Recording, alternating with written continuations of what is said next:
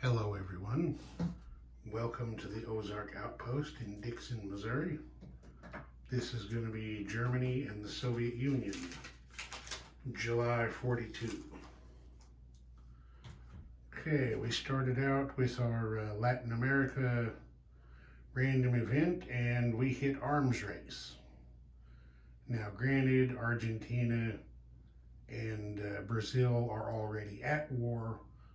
I decided they could go ahead and have a little arms race build up on top of it. So Argentina went with 2 cavalry and Brazil went with 2 more infantry. So you can kind of see the situation here now. What do we got down there? There's 3, 4, sorry about that, I slipped. 5 cavalry for Argentina right here and 5 infantry and a fighter. And then up here in Pampas, Brazil has 6 infantry, 3 cavalry, and a fighter over here at Rio de Janeiro with an airfield, so they could scramble over here to help defend in the event of an invasion. So that's how that played out.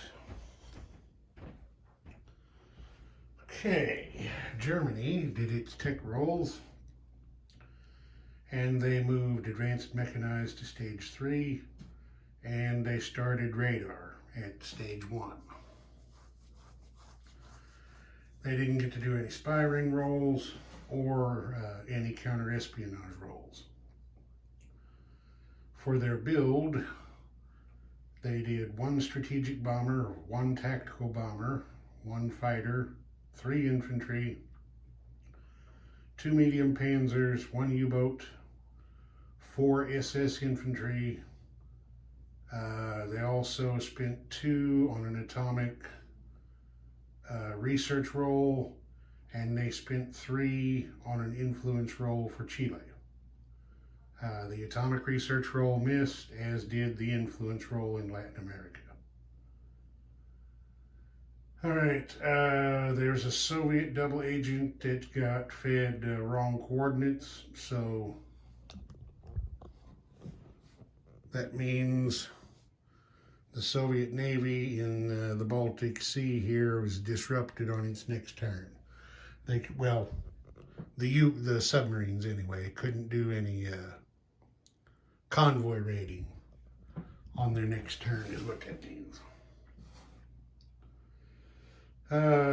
The British double agent was also given wrong coordinates, and the British aren't convoy raiding anywhere, but that's what happened to them. Okay, then Hitler told Keitel to go on the offensive. So,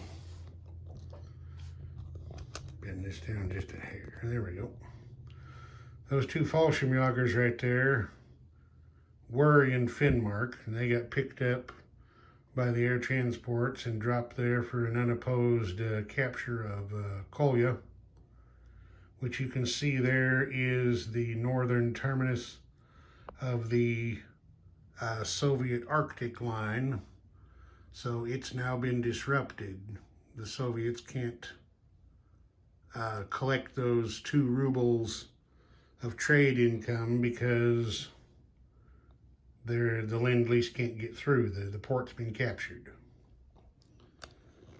All right, then German forces in Latvia attacked Estonia and captured it without loss. Then the Panzer and SS Panzer blitzed into Leningrad, and they were joined by forces that were in northern Belarusia. And as you can see, they captured Leningrad at a cost of 1 light panzer, 1 self-propelled artillery, 2 infantry, and 1 medium panzer. So it was an expensive victory, but that's an important city to take away from the Soviets. It not only robs them of a major factory, it robs them of 1 ruble of bonus income, and it gives the Germans an improved miner factory there in the north they can use for their own purposes. You really can't secure Germany's northern flank if you don't take Leningrad. It'll be a thorn in your side forever. So that had to be done regardless of the cost. All right, and then down here, you can see the Germans retook southern Belarusia. It cost them 2 infantry to do so. The Soviet commander who had been there got his escape roll and withdrew to Moscow. If I remember right, on an escape roll, they can move up to 4 spaces, I believe. All right, and then down here in the south, the Germans captured Taurida. It cost them 1 infantry and 1 motorized infantry to do so. All right, then that was it for their land attacks, I do believe. No, it wasn't. Down here in the Balkans, the Germans had some guys there in Macedon who attacked Thessaly. They captured that with the loss of 1 infantry. So now there's just Peloponnese left down there, and if they can take that, then the Germans will have all of Greece proper.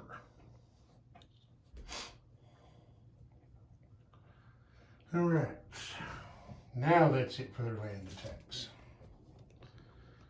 The Germans then got the Luftwaffe cranked up, and as you can see, they paid London and the Midlands a visit. A strategic bomber escorted by a fighter took off from Western Germany, flew over here to hit the damaged major factory in the Midlands again. During the interception round, the RAF fighter was shot down. He missed the Germans in return. The bombers let go of their load and pounded that factory for another 11 damage.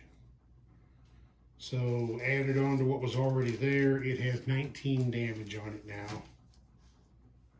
That's going to be rather expensive to fix. And then the inherent AA from the factory took its shot at the bomber and missed. Then, if you'll remember, you can kind of see it. The bomber and fighter that had been over here in Normandy came back and hit the London major factory again. Everybody missed in the interception round, and the bomber let go and hit him for 9 damage, and the anti-aircraft missed. So neither one of these factories can produce anything until they get damage repaired to less than 5. I'm sure you all know that already. So that's the situation there. Then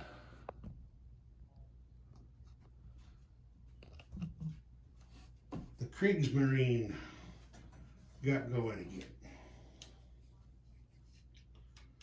Let's see. This guy right here hit the East Atlantic line. He missed, and the inherent AA missed him in return. This guy hit the West Atlantic line for 2 damage, and then of course, since he's still sitting there, the convoy defenses missed him in return.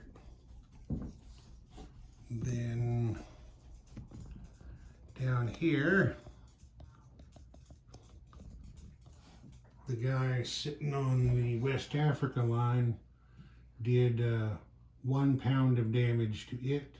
Naturally, he survived. And then down here, the East Africa line, he missed, and the convoy defenses missed him in return. In just a second, I'm getting a drink.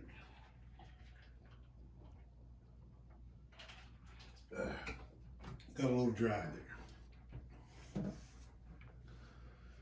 Okay. That's it for Germany's action. That turn, because of the strategic bombers and so forth, Germany spent 8 oil. They collected 9 for a net gain of 1. And then Germany collected income, bonuses, wartime economy roll, and so forth. 82 marks is what they have sitting in their bank. Okay, now we move on to the Soviets. The Soviets, of course, have lost Leningrad, so they have 3 major factories now instead of 4. So they're only getting 3 tech rolls. But they managed to make one of them good and finished heavy bombers.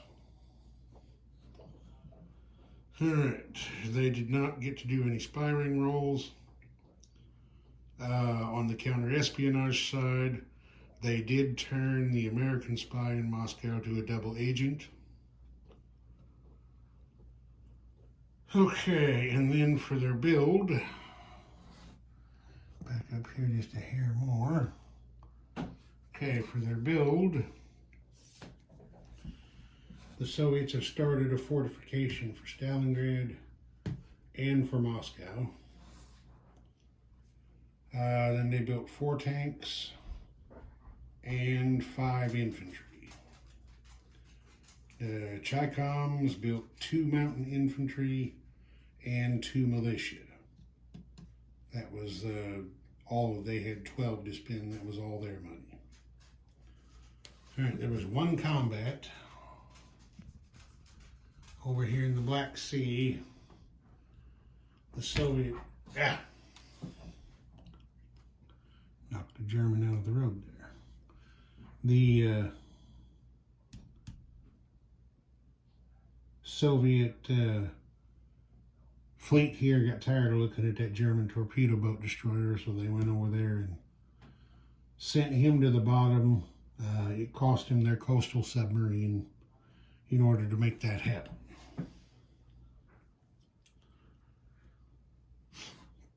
Let's see, the Chaikovs did not do any attacks. They also did not do any non-combat moves.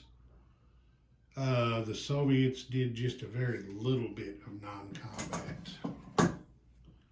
They moved 2 tanks from Stalingrad up here to, what is that, Donetsk, Kuban? Yeah.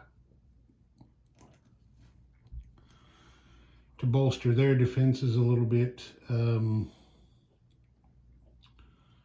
then over here, there were 3 infantry here at Novosibirsk. They railed 2 of them over there to Buryata, just so the Japanese couldn't have a walk-in. I mean, the Japanese could do a walk-in up here, and it's going to be the same distance to Novosibirsk either way, but The Soviets don't have a rail line going up here to Irkutsk, so they couldn't get anybody up there right away.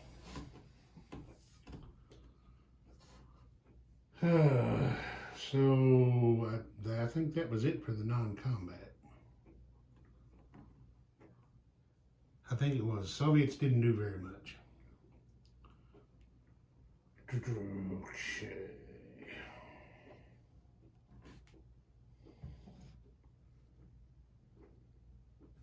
Oh, I forgot to mention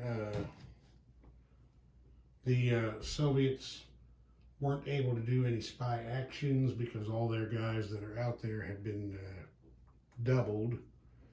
But they did do some double agent action. The British were fed wrong coordinates.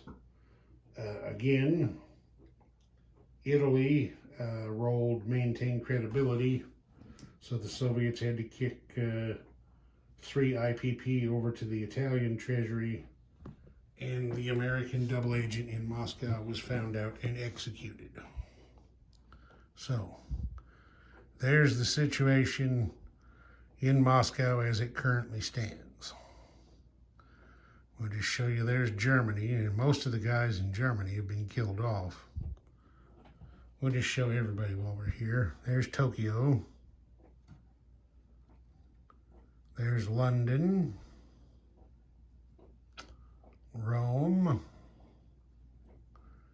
and DC. Okay. Now the Soviets spent 3 oil and collected 7 for a net gain of 4. And it looks like that is that for this round. There's one thing I'm going to do at the end of the Soviet thing here. I forgot to show you where Germany put their build, because they had quite a bit of stuff that they were putting on the map. Their strategic bomber and fighter went to the minor factory there in Romania. 2 of their infantry went to the minor factory in Warsaw. The Stuka went to Eastern Germany. The 2 Panzers went to Western Germany. The other infantry went to Paris. And the U-boat went there in the Bay of Biscay. I think that's it. I believe it is. Now, the reason I put those 2 Panzers in Western Germany is by doing so, they were able to be upgraded to SS Panzers. We got that for possessing both Norway and Denmark. But the rules state the Panzers have to be in Western Germany for the promotion. And then, oh yeah, down here, you got paid 3 marks each for SS infantry, 3 regular infantry, and 1 mountain to place in Yugoslavia to help pacify the Balkans. So that's that. Ozark Outpost. Over and out.